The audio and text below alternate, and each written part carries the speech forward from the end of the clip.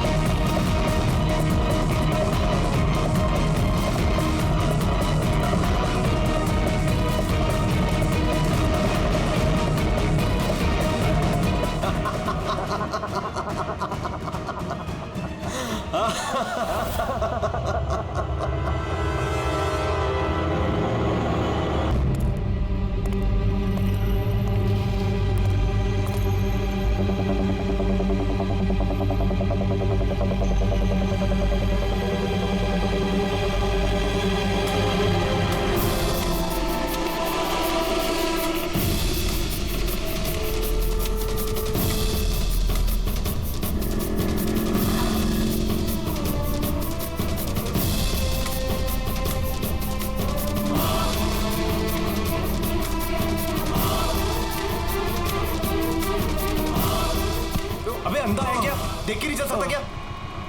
अंधा ही हूँ भाई। अरे अरे भाई सॉरी, मेरी छड़ी मुझे पता नहीं था। आपको ऐसे नहीं निकलना चाहिए, कहीं चोट लग जाएगी आपको। माफ करिए, पर मुझे ध्यान देना चाहिए। ठीक है, आराम से जाइएगा। जी जी। आप चले जाएंगे या मैं छोड़ के आऊँ? नहीं, मैं चला जाऊंगा। ठीक है, थैंक यू।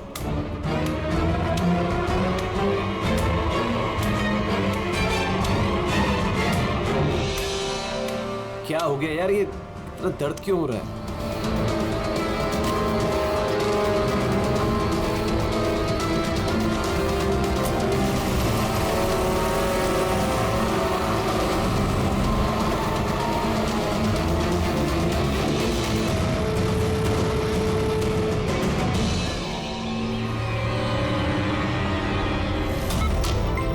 कुछ नहीं होगा रमन, तुम्हें कुछ नहीं होगा। होल्ड ऑन रमन, पैर पकड़ो। डॉक्टर इंजेक्शन, जल्दी फास्ट, क्विकली। डॉक्टर इंजेक्शन दो जल्दी।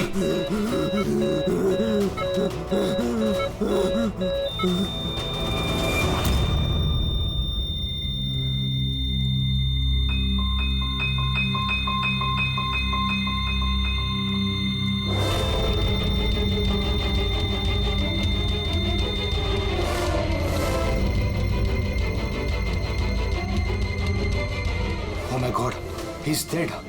और इनकी मौत नेचुरल भी नहीं है। अब क्या? I know Priya, it's a murder. और मैंने डॉक्टर सालुंके को इस केस के बारे में सब कुछ पहले से बता दिया था। अब तक तो उन्होंने फाइंड आउट कर भी लिया होगा कि रमन की मौत की वजह क्या होगी। जहर? रमन की मौत जहर से हुई है? हाँ बस, बहुत खतरनाक जहर है। ये पहले इंसान के दिमाग पर असर करता है। पहले डिलेरियम, फोटोफोबिया, एमिनेशिया। उसके बाद ये जहर इंसान के बाकी के अंगों पर असर करता है। बाकी के अंग धीरे धीरे काम करना बंद कर देते हैं और इंसान की मौत हो जाती है। सर उनके साहब, इसका कोई एंटीडोट तो होगा ना? हर जहर का एंटीडोट होता है टेडी, लेकिन उसके लिए हमें उस जहर के बारे में पूरी जानकारी होनी चाहिए। बस ये जहर आसानी से पकड़ में नहीं आता है। मुझे भी बहुत सारे टेस्ट करने पड़े इसे ढूंढने के लिए। सर, जहर दे के मारना एक अलग बात है, और ऐसा जहर देना जिससे इस तरह तड़प तड़प के मरे, ये जरा चौंकाने वाली बात नहीं लगती? लेकिन ये जो भी कोई है, ऐसी नफरत करता था रमन के साथ कि उसने उसे ऐसी खतरनाक मौत दी थी। समझ में नहीं आता कौन हो सकता है ये, कौन होगा? कोई भी हो सकता है सर। सर रमन को जुए की लत थी। क्रिकेट, रेस कोर्स, सट्टा, हर तरह का जुआ। और इसी चक्कर में वो 5 करोड़ के कर्जे में था। 5 करोड़? 5 करोड़? हाँ सर, उसको धमकी भरे मैसेजेस भी आए थे। उसके फोन रिकॉर्ड्स में ऐसे कई सारे मैसेजेस हैं जो उसको बुकीज और सट्टेबाजों ने भेजे। जी देखिए। सर हो सकता है इन्हीं में से किसी की धमकी सच साबित हो गई होगी। पता नहीं, और जिस तरह से इसको मारा है सर, लगता तो नहीं है किसी बुकी का काम है। फिर भी इन्हें बुलाना तो पड़ेगा, शायद कुछ पता चल जाए। हाँ। Hello ACP Pradyuman. अच्छा ठीक है।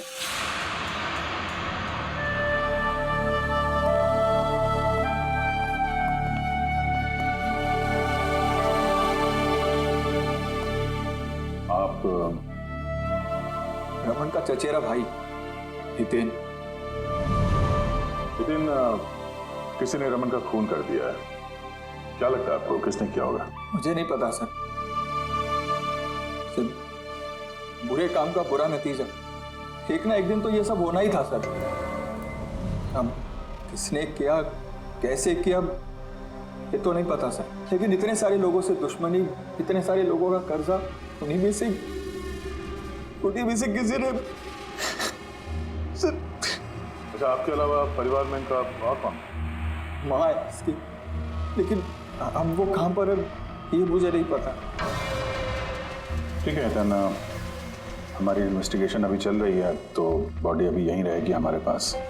आप अपना कॉन्टैक्ट नंबर वहाँ लिखवा दीजिएगा, जरूरत पड़ेगी तो आपको तकलीफ देंगे। जी सर।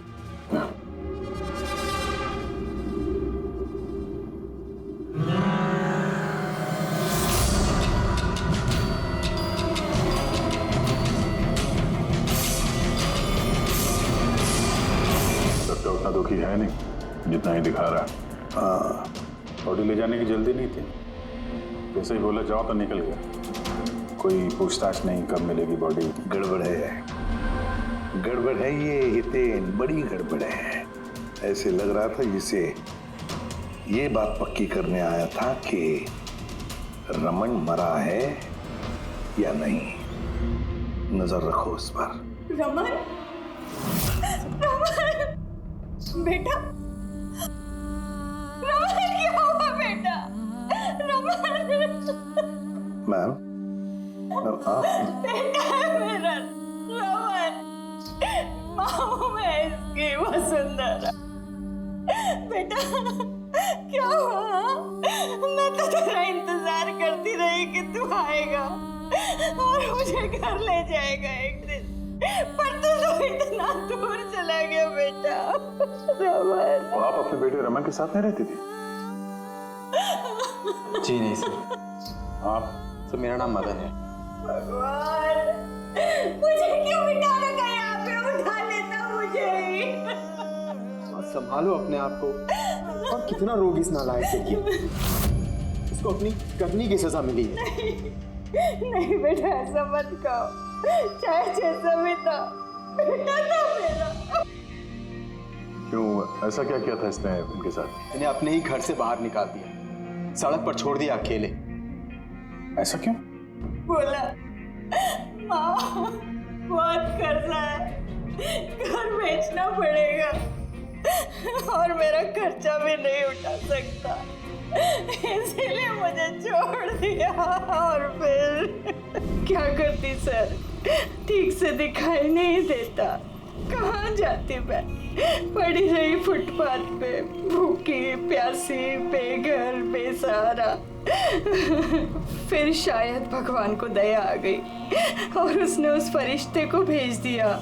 उसका चेहरा तो नहीं देखा मैंने, लेकिन उसने मुझे अपने साथ चलने के लिए कहा और मैं चली गई।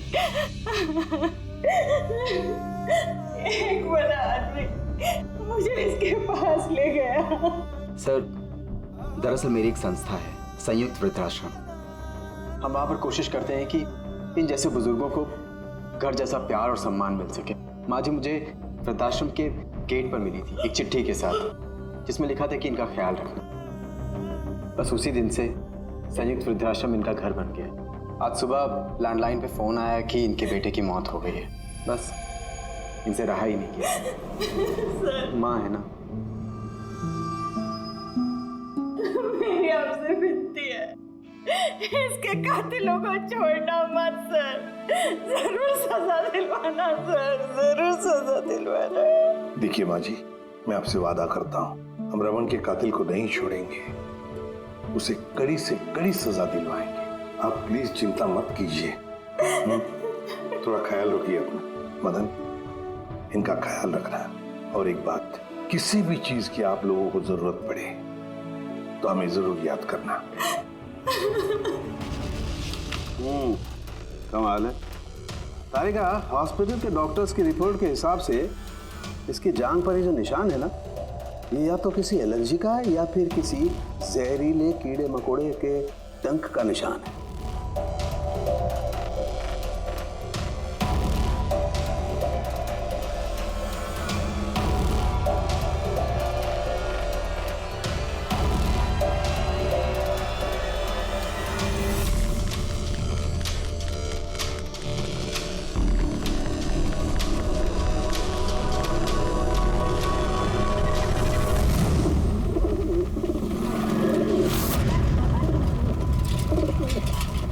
सर, इस हितेन की हरकतें ठीक नहीं लग रही है सर। ऐसे ऐसे लोगों के साथ उसको उठना बैठना है, उस पर शक करना बनता है सर। एक और बात है सर, कुछ समय पहले ये रमन ने उसे अपने घर से निकाल दिया था। अब रमन के मरने के बाद वो उसकी प्रॉपर्टी हड़प करने की कोशिश कर रहे थे। और एक मिनट यहाँ आएंगे प्लीज। इसके स्किन पे ना मुझे कुछ ये अजीब सा दिख रहा है।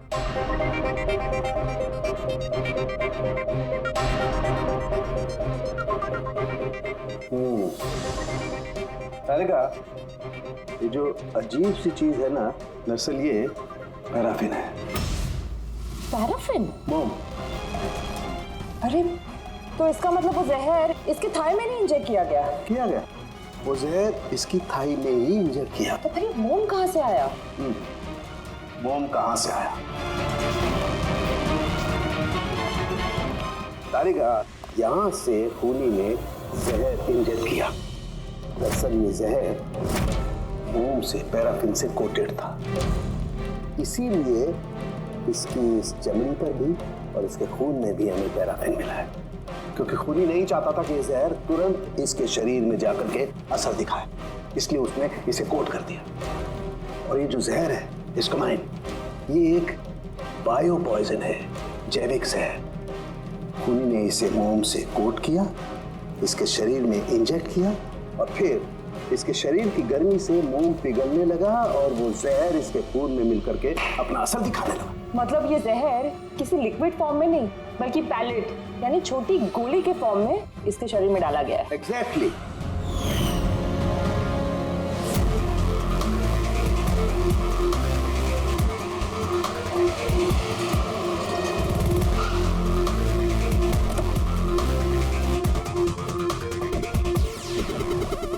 ये है वो कंस्ट्रक्शन साइट जहाँ पे रमन इंजीनियर था। उसके कोलीग बता रहे थे कि यहाँ से निकलने के बाद उसको कुछ पैर में तकलीफ हुई है। लेकिन यहाँ पे जो वर्कर्स काम करते हैं उन लोगों ने बताया कि जब तक वो कंस्ट्रक्शन साइट में था तब तक तो वो ठीक था। इसका मतलब जो भी हुआ कंस्ट्रक्शन साइट से बाहर आने के बाद हुआ, तो यहीं पे हुआ होगा। यहाँ पे तो आसपास पता करते हैं, शायद किसी ने कुछ देखा। सर आप लोग चलिए, मैं जरा चाय पी के आता हूँ। मतलब चाय वाले से पूछ के आता हूँ कुछ देखा है क्या। अभिजीत, ये बच्ची कंस्ट्रक्शन साइट के सामने अखबार बेच रही है, पूछते हैं उससे।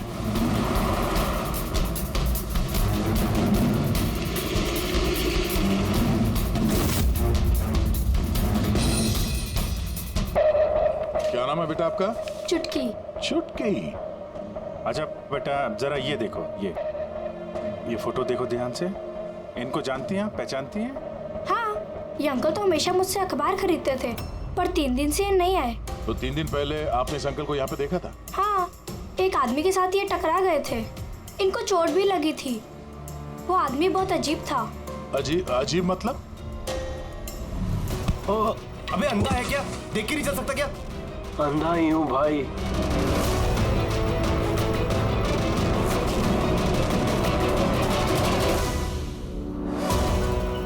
क्या हो गया यार? दर्द क्यों हो रहा?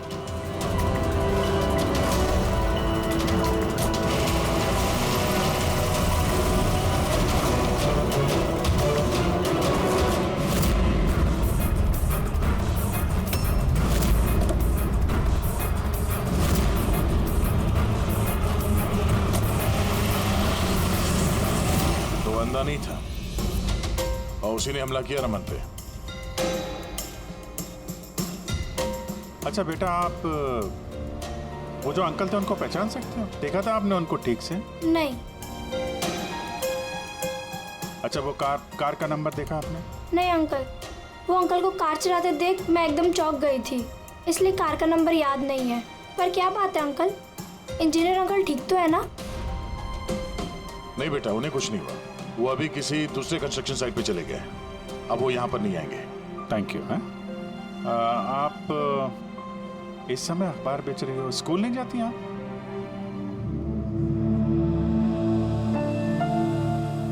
क्या बात है, हैं? स्कूल तो जाना चाहिए। आप कितनी इंटेलिजेंट लड़की हो। एक्चुअली हर बच्चे को स्कूल जाना चाहिए और आपको भी जाना चाहिए। पर स्कूल जाने के लिए बहुत सारे पैसे चाहिए ना अंकल, मेरे पास पैसे नहीं है। बेटा, अगर आपको पैसे ना देना पड़े तो आप स्कूल जाएंगी? हाँ अंकल, जरूर जाऊंगी, मुझे पढ़ना है।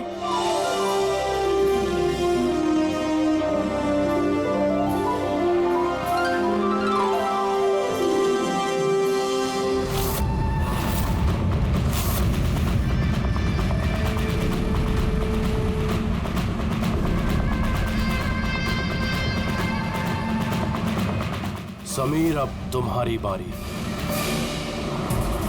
हाँ बोलो। हाँ यार, तुम्हें एक बार में समझ में नहीं आता है। देखो, मैंने तुम्हें पहले भी कह दिया है कि तुम कुछ भी कर लो, मैं इस खंडहर के लिए एक कौड़ी भी खर्च नहीं करने वाला।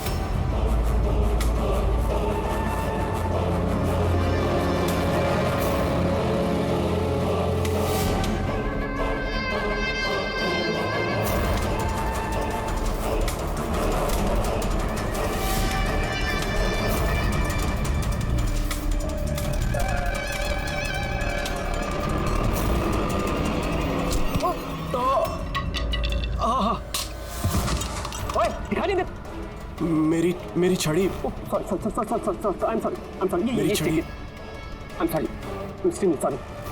आपको कहीं लगी तो नहीं? आप ठीक है ना? मैं आपको कहीं ड्रॉप कर दूं? नहीं नहीं, मैं ठीक हूँ, मैं चला जाऊंगा।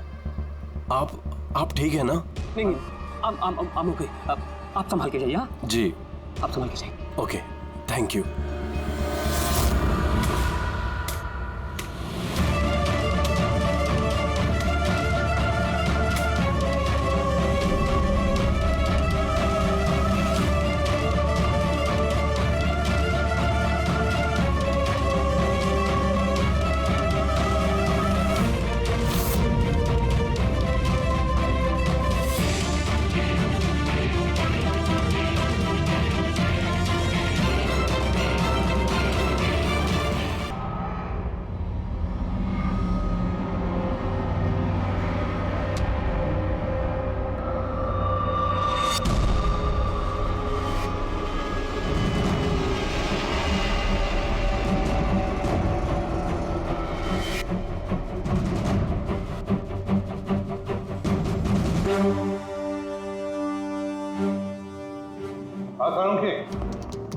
क्या पता चला? बस इस आदमी को जो जहर दिया गया ना, वो भी किसी पौधे से ही बनाया गया है। क्या? ये भी किसी पौधे से? हाँ बस, लेकिन ये कौन सा जहर है, ये अभी तारिका पता कर रही है। इस जहर का नाम है रिकिनस कम्युनिस, और ये जहर पहले वाले जहर से भी बहुत ज्यादा तेज और खतरनाक है। रिकिनस? अब ये किसी पौधे का नाम है क्या? हाँ फ्रेडी, ये किसी पौधे का नाम है। और बॉस, ये कोई आम पौधा नहीं है, बहुत मुश्किल से मिलता है। और खूनी जो कोई भी हो बॉस, उसे पौधों के बारे में बड़ी अच्छी जानकारी है। हाँ, जानकारी तो होनी चाहिए पौधों के बारे में, तभी तो। लेकिन सर, इन हत्याओं की वजह क्या है? ना तो हमें रमन की हत्या का कारण पता है और ना समीर का, और दूर दूर तक इन दोनों का एक दूसरे से कोई संबंध ही नहीं है। सर, समीर और रमन के बीच में एक चीज तो कॉमन है। क्या? माय गॉड, तो ये है वो कड़ी जो समीर और रमन को जोड़ती है। तो क्या दोनों ने एक ही गलती की? जी सर, रमन की तरह समीर ने भी अपने बूढ़े और कैंसर पेशेंट पिता को घर से निकाल दिया था। हमने उनके बारे में छानबीन की और एक ऐसे शख्स से मिले जिन्होंने समीर के पिता को ढूंढने में मदद भी की और इस केस को एक नया मोड़ दिया। कौन है वो? सर, ये डॉक्टर दिनेश है। Hello sir. कैंसर सेंटर के चोड़ी। समीर के पिताजी का इलाज यही कर रहे थे। डॉक्टर दिनेश, जरा एक बात समझाइए। समीर ने अपने पिताजी को घर से बाहर निकाला था, तो फिर ये समीर के पिताजी आपके यहाँ कैसे पहुंचे, आपके कैंसर सेंटर में? किसी ने उन्हें हॉस्पिटल पहुंचा दिया था। मैं हॉस्पिटल पहुंचा ही था जब मैंने इनको देखा। ये चेयर पे बैठ के कुछ बड़बड़ा रहे थे, हाथ में लिफाफा था। मैंने पूछा कि कौन है, लेकिन इनको कुछ याद नहीं था। मैंने उनके हाथ से लिफाफा लिया। पैसों के अलावा उसमें एक चिट्ठी भी थी। उसमें लिखा था कि इनको कैंसर है और हम इनको अपने यहाँ एडमिट करके इलाज शुरू करें। एडमिशन के लिए डिपॉजिट की रकम लिफाफे में है और इलाज के पैसे भी हॉस्पिटल के अकाउंट में ट्रांसफर हो जाएंगे। उनकी उम्र और हालत को देखकर मैंने उनको एडमिट तो कर लिया, पर मुझे चिंता थी अगर पैसे ना मिले तो। लेकिन भगवान का शुक्र है, अगले ही दिन इलाज के पूरे पैसे 10 लाख रुपए हॉस्पिटल के अकाउंट में ट्रांसफर हो गए थे। 10 लाख रुपए? किसने ट्रांसफर किए? सर 100% खूनी ने दिए होंगे। सर बैंक डिटेल से पता चल जाएगा। पता चल गया। एक्चुअली पैसे समीर की वाइफ रत्ना ने दिए थे सर। ये सब मेरी गलती है सर। मेरी वजह से समीर की जान चली गई। मैंने ही उसे उकसाया था। पिताजी की देखभाल में काफी प्रॉब्लम हो रही थी और सारी प्रॉपर्टी और सब हमारे नाम पर हो ही चुका था, तो मैंने ही समीर को कह के पिताजी को घर से निकलवा दिया। शर्म नहीं आती तुम्हें? समीर के पिता तुम्हारे भी पिता समान थे, उनको ही घर से निकाल दिया। ये सब करने के बाद फिर उनकी इलाज के लिए 10 लाख रुपए क्यों दिए? मुझे किसी ने धमकी दी थी सर कि अगर पिताजी के इलाज के लिए 10 लाख रुपए नहीं दिए तो वो समीर को और मुझे मार देंगे। सर मैंने उन्हें 10 लाख रुपए दे दिए, फिर भी उन्होंने समीर को मार दिया। और अभी भी कहा है कि अगर हर महीने पिताजी के इलाज के लिए 50,000 रुपए नहीं दिए तो वो मुझे भी मार देंगे। किसी पे शक है तुम्हें? नहीं।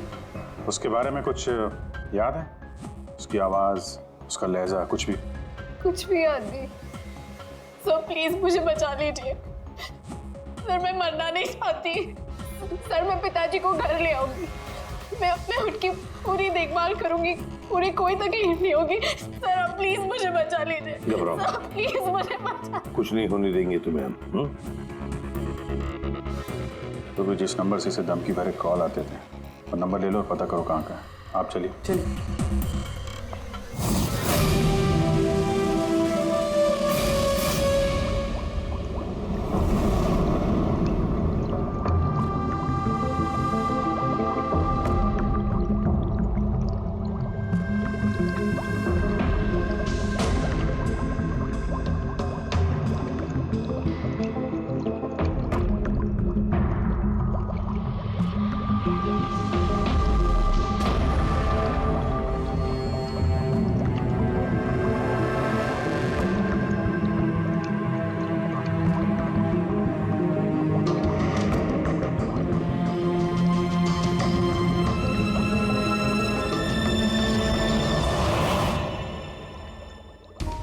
सर हमने इतने सारे एंटीडोट्स बना लिए, लेकिन इसकी क्या गारंटी है कि खूनी इन्हीं में से किसी जहर का इस्तेमाल करेगा?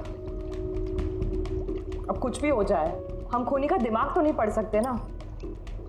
तुम्हारी बात बिल्कुल ठीक है तारिका, लेकिन एक बात समझो, खूनी इन पौधों का जहर निकाल करके इस्तेमाल कर रहा है, इन पौधों का पहले से भी ज्यादा तेज हर बार। तो हमें हमेशा चौकन्ना रहना पड़ेगा। पता नहीं वो अगली बार कौन से पौधे का जहर किस पर इस्तेमाल करेगा। पता नहीं किस पर, कब, कहां, कैसे, किस पौधे का, पता नहीं।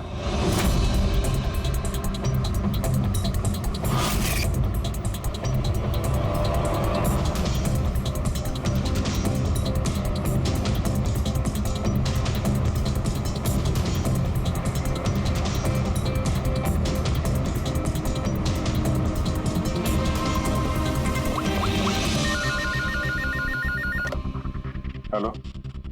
हाँ पूर्वी बता। सर वो फोन बूथ जहाँ से कातिल ने रत्ना को धमकी भरे कॉल्स किए थे वो ये भाईंदर रेलवे स्टेशन के पास है। Bhayandar railway station? वहाँ तो बहुत भीड़ भाड़ रहती है। जाहिर सी बात है उसने ब्लाइंड मैन के भेस में तो किया नहीं होगा। बड़ा मुश्किल है पता लगाना। सर किसी को कुछ पता तो नहीं है, लेकिन एक खास बात यह है कि ये कॉल्स सुबह 11 से 12 के बीच किए गए हैं और रेलवे स्टेशन के पास एक बस स्टैंड भी है जहाँ से बस जाती है पुणे। बस स्टैंड भी पास में ही है, तो ट्रेन से भी जा सकता है और बस से भी। चलो कोई बात नहीं, देखते हैं। भाईंदर, इसका मतलब कि खूनी मुंबई से ही है और सिर्फ समीर का खून करने के लिए पुणे गया था। तो पुणे वो ट्रेन से गया होगा या फिर बस से या फिर कोई प्राइवेट गाड़ी या फिर खुद की गाड़ी से। वही तो सर, खूनी को पता था कि हम लोग रत्ना तक पहुंच जाएंगे, पर ये कॉल वाली बात खुलेगी, इसलिए वो हमें गुमराह कर रहा है। सर खेल खेल रहा है हमारे साथ। हाँ, खेल खेल रहा है। मगर सर हम लोग खूनी तक पहुंचेंगे कैसे? हमारे पास उसके खिलाफ तो कोई इंफॉर्मेशन है ही नहीं और हमें यह भी नहीं पता है कि उसका अगला शिकार कौन होने वाला है। पंकज, इससे पहले कि खूनी अपने शिकार तक पहुंचे, हम शिकार उसके सामने डाल देंगे। ये घटना आज सुबह 10 बजे की है। मुंबई के गोरेगांव रेलवे स्टेशन पर एक बुजुर्ग ने रेल के नीचे आकर अपनी जान देने की कोशिश की। वहां मौजूद लोगों ने उन्हें बचा लिया। आइए जानते हैं कि आखिर वो क्या वजह है जिसने एक बुजुर्ग को ये करने पर मजबूर कर दिया। क्यों पकड़ के रखा हुआ? छोड़ दो मुझे, मैं नहीं जीना चाहता हूँ। क्या करूँगा मैं जी करके? लेकिन आपके साथ हुआ क्या है? आखिर आप क्यों मरना चाहते हैं? क्या हुआ? तेरे साथ क्या हुआ? मुझे मेरे एकलौते बेटे ने घर से बाहर निकाल दिया धक्के दे करके। मैंने अपने बच्चे को इतने प्यार से पाला पोसा और उसने मुझे घर से बाहर निकाल दिया। ये तो बड़े दुख की बात है। आखिर क्या हो गया हमारी आजकल की पीढ़ी को? आपका बेटा करता क्या है? क्या करता है? स्कूल जाता है। टीचर है? नहीं, पढ़ता है, स्कूल में पढ़ता है। अभी 8 साल का ही तो है। जी क्या कहा आपने? क्या कहा मैंने? आपका बेटा कितने साल का है? कितने साल का है? आपने कहा 8 साल का है। मेरा बेटा 8 साल का है, उसने मुझे घर से बाहर निकाल दिया। मर जाऊंगा मेरे। सुना आपने? इनका दावा है कि इनके 8 साल के बेटे ने इनको घर से बाहर निकाल दिया। आखिर क्या वजह है? कौन है ये 8 साल का बच्चा? रेल की पटरी पर जान देने की कोशिश करने वाले बुजुर्ग के 8 साल के बेटे का पता चल गया है। वो दरअसल 33 साल का सॉफ्टवेयर इंजीनियर है। बुजुर्ग की दिमागी हालत ठीक नहीं है, इसलिए अब भी वो उसे 8 साल का बच्चा ही समझते हैं। उनका बेटा अमेरिका में रहता है और उसने उन्हें घर से बाहर निकाल दिया है। उसके बाद ही बुजुर्गों ने अपनी जान देने की कोशिश की। आइए उनके बेटे से ही पूछते कि उन्होंने आखिर ऐसा क्यों किया। सर एक सवाल सर, क्या ये सच है कि आपने अपने पिताजी को घर से बाहर निकाल दिया है? हाँ ये सच है। सर आखिर आपने ऐसा क्यों किया? आपको एक बार भी बुरा नहीं लगा? हाँ निकाला मैंने और बुरा भी नहीं लगा। आप जानते हैं इनको? आपने कभी झेला इनको अल्जाइमर्स की बीमारी है। मैं पागल हो गया उनका ख्याल रखते रखते। मेरी खुद की एक लाइफ है, मेरी वाइफ है, मेरी फैमिली है। मैं क्या करूं? कब तक पैसे दे के इनका ट्रीटमेंट का काम कराते रहूं? मैं पैसे नहीं है मेरे पास, सब खत्म हो गया। अरे यहाँ से, अरे छोड़ दो मेरा पीछा, मेरे दूर चले जाओ मुझसे। परेशान हो गया आपसे मैं। ये तमाशा देखो खड़ा कर दिया। खुश हो गए? चले जाओ, मुझे छोड़ गए यार। सर कभी आप भी तो छोटे थे ना। इन्होंने आपको पाल पोस के बड़ा किया, इस लायक बनाया और आपने इन्हें घर से ही बाहर निकाल दिया। तुमको बहुत प्यार आ रहा है?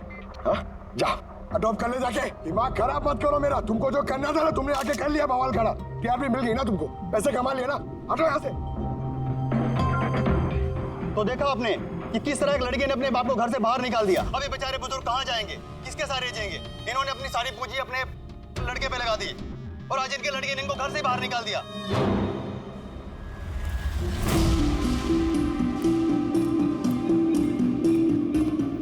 बड़े बच्चे गुब्बारे गुब्बारे ले लो जल्दी, गुब्बारे वाला गुब्बारे ले लो। अरे बेटा गुब्बारे गुब्बारे गुब्बारे ले लो, गुब्बारे वाला गुब्बारे ले लो, गुब्बारे गुब्बारे ले लो, गुब्बारे गुब्बारे ले लो बेटा, गुब्बारे गुब्बारे ले लो, गुब्बारे गुब्बारे वाला गुब्बारे गुब्बारे ले लो।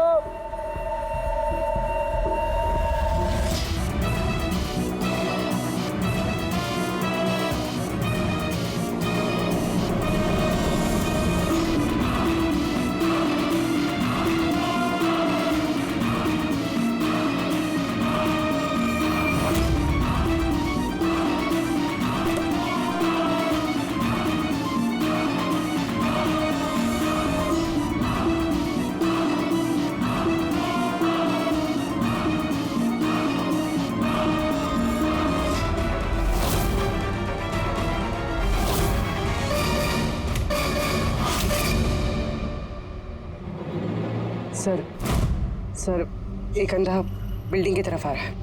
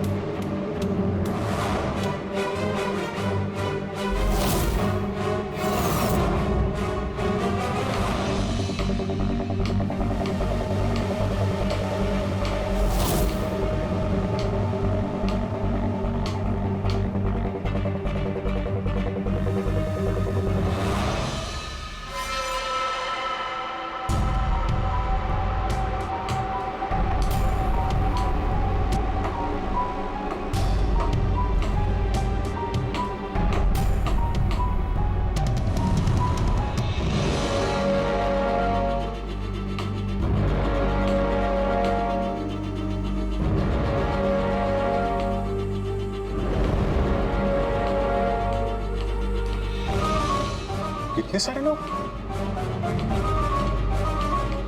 सर इतने सारे अंधे एक साथ? हमने तो एक सोचा था, यहाँ तो 8-10 निकले। लगता है ये कोई चाल है। एक मिनट आप लोग रुकिए। एक मिनट, यहाँ कैसे आ गए आप लोग? आइए। ये आप सब कहाँ हैं आप लोग? यहाँ क्या बात है? क्या हुआ? यहाँ आंखों का फ्री चेकअप होने वाला है। संपत हैं आप? संपत? उसने ही बुलाया था हम लोगों को। देखिए यहाँ पे ऐसा कोई शिविर नहीं है। कौन संपत कौन है? किसने बुलाया आपको? उसने ही तो बुलाया था यहाँ।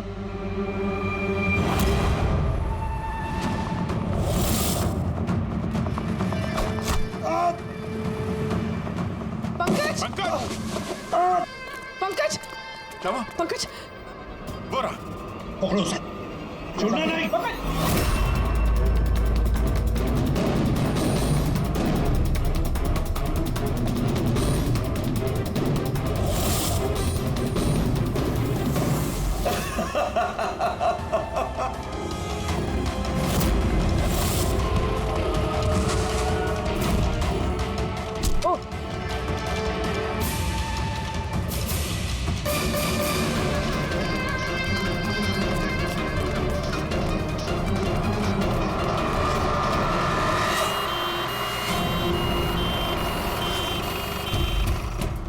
आजा, जल्दी आजा। पंकज तुझे कुछ नहीं होगा। पंकज इसे एम्बुलेंस में लेके चलो।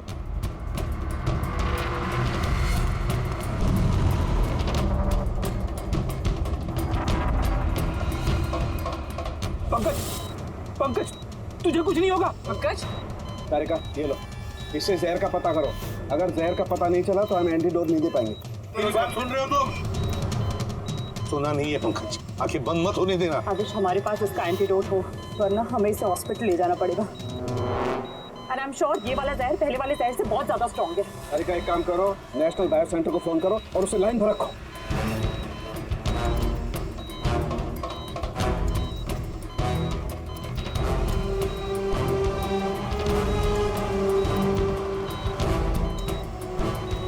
Pankaj, don't worry, Pankaj.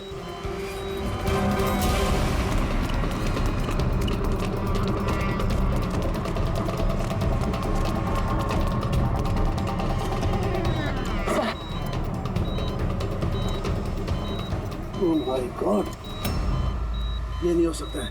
और सूत्र तो जहर ही बदल दिया। लेकिन सर, हमारे पास इतने सारे एंटीडोट्स हैं, कोई ना कोई तो काम करेगा ना। कोई काम नहीं करेगा बॉस, ये पौधे का जहर ही नहीं है, उसने जहर बिल्कुल बदल दिया है। अब क्या होगा सौरभ? करना कुछ यार। पंकज की ब्रीदिंग, सब ठीक हो जाएगा। हाँ,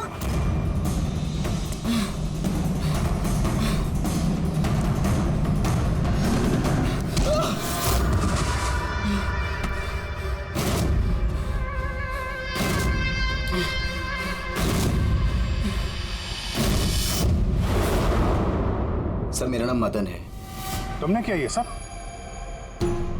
क्यों पड़े हो मेरे पीछे? मैंने जो किया सही किया। लोगों की जान लेना सही है? मैंने सिर्फ बुरे लोगों को सजा दी है सर। जो लोग अपने माँ बाप का ख्याल नहीं रखते ना, उनको इस दुनिया में जीने का कोई हक नहीं होता। जब मेरी माँ की मौत हुई थी तो मेरी दुनिया उछल गई थी। उसी वक्त मैंने इस संयुक्त वृद्धाश्रम की शुरुआत की थी। सर वहाँ पर जितने भी बुजुर्ग माँ बाप आते हैं ना, सब अपने बच्चों के सताए हुए होते हैं। ये देखकर मेरा खून खौल जाता है। मैंने उसी वक्त इस फैसला किया था कि मैं इन सबको सबक सिखाऊंगा, इसीलिए मैं मार देता हूं इनको। क्या गलत किया मैं? सर कुछ करो सर। कुछ नहीं कर सकते जब तक उस जहर का कंपोजिशन नहीं पता लगेगा फ्रेडी, हम कुछ भी नहीं कर सकते। अगर इसे गलत एंटीडोट दे दिया तो ज्यादा खतरनाक होगा यार। सर पंकज की हालत तो बिगड़ती जा रही है। सर पल्स गिर रही है, हॉस्पिटल ले जाना पड़ेगा। हॉस्पिटल जाके कुछ नहीं होगा, हमारे पास इतना वक्त नहीं है, वहां जाकर टेस्ट करें। मुझे इस जहर का नाम चाहिए यार। पंकज। हेलो। हाँ सर, पकड़ा गया। सर खूनी मदन है। हाँ, जहर हम पता करते हैं। कभी पता नहीं चलेगा तुमको, कभी पता नहीं चलेगा तुम लोगों को। उसने भी पापा को सताया। मदन गाड़ी। नो, मदन, एम्बुलेंस बुलाना पड़ेगा जल्दी। नहीं सर, कोई फायदा नहीं है। मेरा काम हो गया है। नहीं मदन, मान लिया तुमने उन लोगों के साथ जो कुछ भी किया, मान लिया, लेकिन तुमने जिसे वो जहर चुबाया है वो बेगुनाह है, निर्दोष है, उसने कुछ नहीं किया। वो जहर कौन सा बताओ? हाँ? BTX। सब उस जहर का नाम BTX है। साळुंखे, जहर का नाम है BTX। पंकज, जागते रहना, आंखें बंद मत होने देना। मदन, बस हो गया। You'll be all right। बस अब पंकज को कुछ नहीं हो सकता है, कुछ भी नहीं। Welcome my boy. घबराओ मत, कुछ नहीं होगा तुम्हें। तुम आदमी अच्छे थे मदन, लेकिन तुमने जो किया वो सही नहीं था। ये तो चला गया अभिजीत, तो चाहे कुछ भी हो जाए, इसका वो वृद्धाश्रम बंद नहीं होने देंगे।